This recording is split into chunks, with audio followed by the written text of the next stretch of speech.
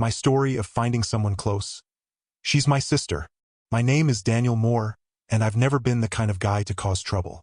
I keep to myself, follow a routine, and appreciate the little things in life. Good coffee, a quiet evening, and a well-cooked meal.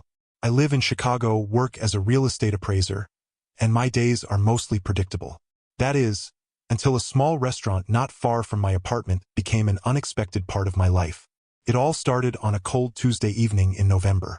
I had just wrapped up a long day of property evaluations, shuffling through overpriced condos and tiny apartments that somehow cost a fortune. The cold wind cut through my coat as I walked back from the train station, and my stomach reminded me that I hadn't eaten since noon.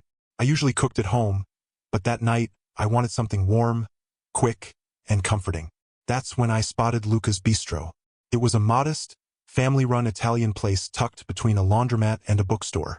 I had walked past it a dozen times but never thought to go in. The sign above the door was slightly faded, and the windows were a little fogged from the warmth inside. It looked cozy, though, and I figured it was worth a try. The restaurant was small, only about 10 tables, a wooden counter at the back, and an open kitchen where I could see a man tossing pizza dough. The smell of garlic, tomato sauce, and freshly baked bread filled the air. There were only a few other diners, mostly older couples and a guy in a suit reading a newspaper. I stepped inside, rubbing my hands together for warmth. Behind the counter, a young waitress with dark curls tied back in a ponytail was sorting through receipts. Her name tag read Mia. She barely looked up when I walked in, which struck me as a little odd. Usually, restaurant staff greet you, but she seemed distracted. After a few seconds, I cleared my throat. Do I just sit anywhere?" I asked. She finally glanced up, looking a little startled, then nodded. "Yeah, sure. Anywhere's fine." I took a seat near the window and glanced at the menu. It was simple pastas, pizzas, a few chicken dishes. Reasonable prices. I decided on lasagna and a side of garlic bread. After another few minutes, Mia finally came over, looking like she had about 10 other things on her mind. "What can I get you?" she asked, not unkindly, but not exactly warmly either. I ordered, and she scribbled it down before hurrying off. No small talk, no friendly smile. Just business. I didn't think much of it at first. Maybe she was having a bad day. Maybe she was just one of those people who weren't into customer service but had to do it anyway. But as I sat there, I noticed something. The older couple near me got warm smiles and easy conversation. The man at the counter got a friendly wave from the cook, who I assumed was Luca. Even the guy reading the newspaper got a light-hearted comment from Mia about how he was always the last customer of the night. But me? Nothing. It wasn't outright rude, but it was noticeable, like I didn't belong. And for the life of me, I couldn't figure out why. When my food came out, it was delivered without a word. I said thank you, but Mia had already turned back toward the counter before I even finished my sentence. It wasn't terrible service, but it felt cold. The food, on the other hand, was excellent. The lasagna was rich, cheesy, and exactly what I needed on a chilly night. The garlic bread was crisp, buttery, and full of flavor. For a small neighborhood spot, Luca's Bistro knew what they were doing in the kitchen. I finished every bite and considered ordering dessert, but the atmosphere made me hesitate. When the bill came, Mia placed it on the table and walked away before I could even pull out my wallet. "No, how was everything?" "No, would you like anything else?" "Just the bill." As I paid, I debated saying something. Maybe I was overthinking it. Maybe I was just tired and reading too much into things. But something about the way she interacted with me, or rather didn't interact, bugged me. I wasn't expecting to be treated like royalty, but I also didn't think I had done anything to deserve being ignored. I decided to leave a standard tip, nothing extra, and made my way to the door. As I passed the counter, I heard Luca, the man behind the kitchen, call out to Mia, "Make sure you close up right tonight. I don't want another mess in the morning." Mia sighed. "Yeah, I know." It was the way she said it that made me pause. There was something tired in her voice, like someone who had too much on her plate. I glanced back and saw her rubbing her temples before grabbing a rag to wipe down a table. That's when I decided that maybe I'd give this place another shot. Not just for the food, but because something about Mia's exhaustion felt familiar. And I had a feeling there was more to this place than what I had seen on my first visit. The next time I went back to Luca's Bistro, it wasn't just about the food anymore. Something about Mia lingered in my mind. The way she seemed distant, exhausted, like she was carrying a burden she hadn't shared. I had noticed small details, her mannerisms, the way she rubbed her temples when she was stressed. the way she looked at people but never really let them in. It was a familiar feeling, one I recognized in myself. Maybe that was why I wanted to know more. That evening, the restaurant wasn't as busy as before, and I found myself watching Mia as she worked. She moved quickly, balancing plates and managing orders, her focus unwavering. But now that I was paying closer attention, I saw the exhaustion in the way she carried herself. It wasn't just physical tiredness. It was something deeper, something heavier. I wondered what her story was. I stayed longer than I should have, stretching out my meal, observing her, piecing things together.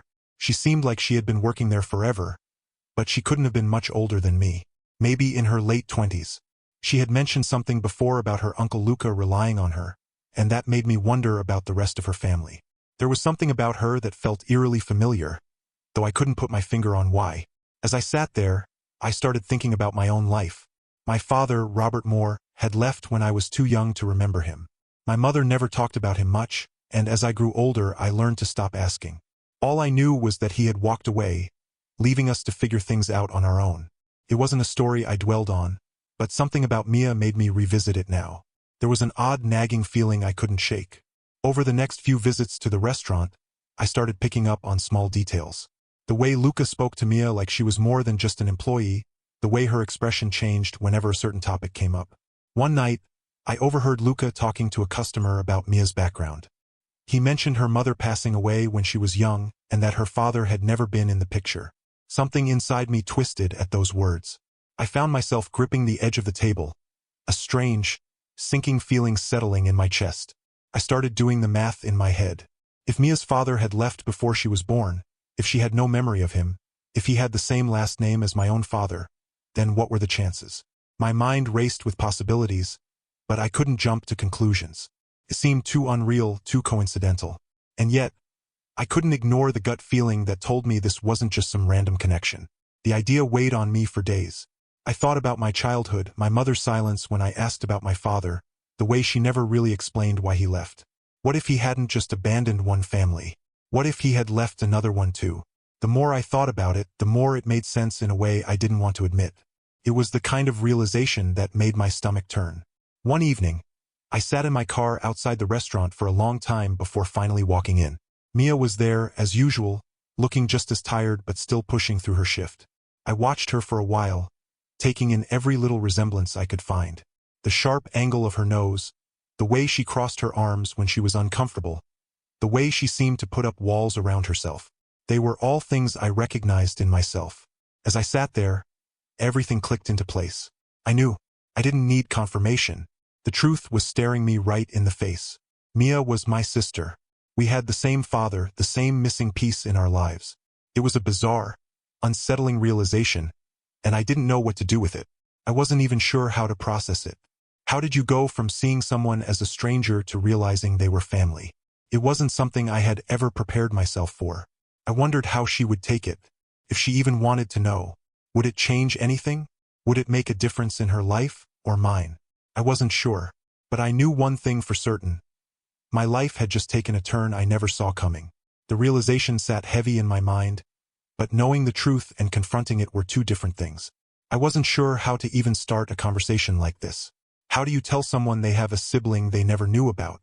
How do you explain that everything they thought they knew about their past was incomplete? I spent days trying to find the right moment, but there never seemed to be one.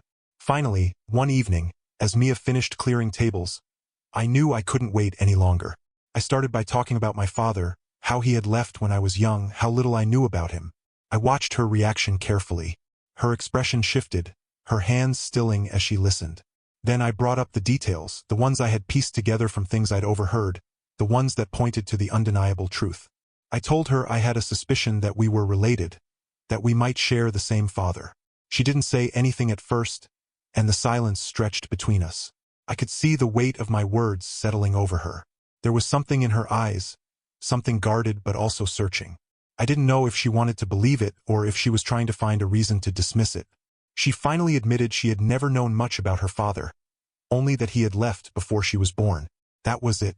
A blank space in her history much like my own. We both sat with the uncertainty, but there was only one way to be sure. A DNA test. It wasn't something either of us had ever imagined doing, and the process felt surreal. Waiting for the results was the longest few days of my life. I went about my usual routine, but everything felt different. I found myself thinking about what it would mean if the test confirmed what I already knew in my gut. Would it change anything? Would Mia even want a brother? When the results came back, I wasn't surprised. It was official. Half-siblings.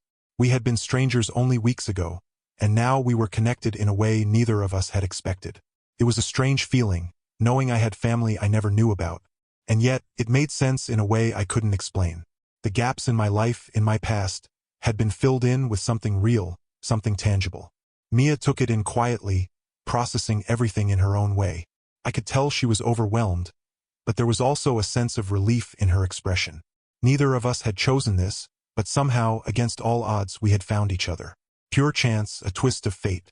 Two people crossing paths in an unexpected way, only to discover they were family all along. And maybe, just maybe, that was exactly what we both needed.